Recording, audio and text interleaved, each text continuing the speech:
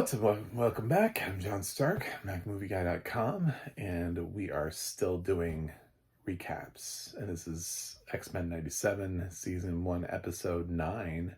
Thankfully, not the final episode of the season, because what a way to end. What I'm assuming is going to be like the only season. Are we going to do another season 2? It kind of feels like somebody's like just burning the whole house down at this point. So click subscribe so you can tell me your thoughts on that. This show does have audio description on Disney Plus still. It's always had audio description on Disney Plus. Like the whole series. That's why I've been able to watch it and comment on it and all that good stuff. So everybody's back. Everybody's at home. Storm is back. She has her power thanks to Forge. Xavier's back. Back again. Guess who's back? Tell a friend. And there's some beef there. Cyclops is obviously in a place where he's not quite as accepting with that concept of Professor X being back and feels betrayed. But yet they also kind of have to launch straight into this battle. I had some problems with the episode, but actually that was a really good episode. I had some problems like structurally with the episode, with just some like choices that they made. I felt like coming out of episode 8, we kind of saw, like as an audience, we kind of saw what was happening to Magneto, and Magneto made a choice. And I really thought that Magneto was right line, really hit pretty hard. And so in episode 9, when they decided to make like Magneto the primary villain instead of Bastion, I thought that was a mistake. They hadn't actually cleaned up Bastion, and Bastion had been set up the whole time as being this problem. And I mean, they could barely take on like how many mutants at the X-Men mansion were fighting one of those, you know? So I mean, they had like multiple X-Men were fighting the reporter. So and now there's like armies of these things everywhere. So I just feel like when we like slipped over into like, oh, Magneto did this thing and blah blah blah blah, we gotta go get Magneto and make it. It's like, I don't know, man, because from what I remember from Bastion's storyline is that his versions of Sentinels also are bad for humans, so they end up attacking both. So they're not good for anybody. So I know what Magneto is doing is not good for anybody either, but Bastion stuff is also not good for anybody. So yeah, that's sort of is the problem. Is I feel like they sidelined Bastion a little bit, and he's still in the episode, and they still go after him. And he's still got Sinister, who has absorbed a new power set, I guess. He was exhibiting powers I've never seen Sinister exhibit before in the comics or previously in the X-Men animated series. I was like, I don't know what's going on with Sinister, but he's, upgraded himself apparently. So, whatever. Cable is now far more powerful with his psionic abilities than I think I've ever seen him. And we keep doing this thing with Morph, where he can now he takes people's powers also. Like when he morphs into them, he can also use their powers. And I feel like since we haven't really established his like that, the original series he can't do that, and Mystique can't do that either. Like they can't take people's powers; they can only look like people. The movies were very clear about that, which is why when she tried to have Wolverine's claws, didn't work, because she didn't have they weren't her claws. They weren't Wolverine's claws. They were just like, I don't know, her skin, I guess. So he's like morphing into like the Hulk, and he does like a tornado or something like that, and he's just using like everybody's powers. And so like the whole time, and he's done this in other episodes too. They've used him for other episodes, and he's mimicked other people's powers. And I'm just like, so why doesn't he just switch into Magneto and then reverse? If we're now giving Morph the ability to use people's powers, why doesn't he just turn into Magneto and then like use his powers to try to reverse what Magneto is doing? If we're gonna make Morph the ultimate mutant, then use him that way. Um, Instead of just in like a very side sort of jokey way. Whatever. Anyway, so Morph is in this for like 5 seconds again. Um, I actually forgot he was in the series until somebody they brought up his name again. They're like, "Left Morph for dead 5 seconds." You know, it's like after 5 seconds, yeah, you kind of did at the beginning of the animated series, a long time ago.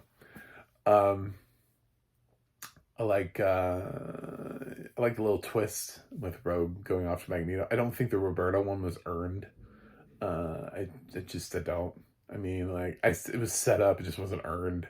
He didn't really have enough time with Magneto to develop that bond where he's like, yeah, this guy, I'm gonna follow this guy off. Um, so anyway, overall, I really like the episode. I think it's strong. I thought the writing was strong. The dynamic between the relationships. Sometimes I thought it was in some other episodes it's been a little bit overdone, a little bit sappy. But actually, I thought the writing here was strong. I just disagree with some of the choices. Sideline Bastion so that you can make Magneto the problem. It's like you haven't solved your first problem, man. And it's funny because they kind of addressed that in this episode too, because like it's like Xavier has almost toppled Magneto, but like Cyclops has to stop him because they haven't actually stopped Bastion, and it's like, yeah, you kind of had to do one to do the other, so maybe we should have sent more people to Bastion. Just a thought. And of course, this leads to the iconic Broken Claws moment for Wolverine. So yeah, uh, I'm surprised we went there. I'm surprised we went there in an animated kids TV series because it involves ripping the adamantium out of Wolverine's body. But we did it. I mean, they did it in the comic books, so I remember the comic. It looked gnarly as shit. Um, and yeah, it's Magneto finally did it. It's Magneto who does it in the comic books too, so it's not even like they transitioned it. It's finally Magneto's fed up with Wolverine and removes his adamantium from him. So in the most painful way possible. That was a great place to cut. It was right there because it's like, oh my god, we're really doing this. Okay. And I think for characters like Roberto and Rogue, to see Magneto doing that to Wolverine, I can't wait to see what their reactions are. They're like they just chose Magneto, and it's like it is very much like the point where Magneto goes too far because he's like hurting a mutant, and his whole thing is like pro mutant. But at this point, he's just in like a nihilistic, destroy everything. We brought up Asteroid M, love that. I love that they just said it too. Like we didn't even. I feel like there was no like lead in. There was just like Asteroid M. I was like, cool. Did we talk about that before? Did we? Or we just go Asteroid M? All right, we're just dropping things in the series now. Um, yeah, this episode was fun. It was fine. Forge is back working on something. I guess he didn't get invited to any of the fights. Meanwhile, Beast is up there like slicing off Sentinel arms. I'm like, I feel like that's a little OP for Beast, but okay. Um, it's maybe a bit much, but yeah. So we there are other X-Men we could have invited to the table for this fight, I'm sure. Especially considering this feels like the world is about to end, and it would have been nice for when Xavier did his X-Men to me thing. If we had actually seen some more X-Men, that would have been fun, you know.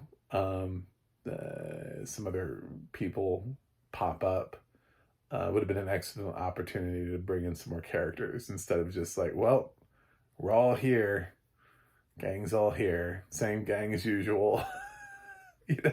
Like, um, but yeah, no new additions here. Um, anyway, so just my random thoughts on the show. I'm sure everybody's loving the show. I just, yeah, it's the balance of being a fan of the X-Men animated series, having grown up with that, being a fan of X-Men, being a fan of the comic books, seeing all the stuff they're dropping into the series.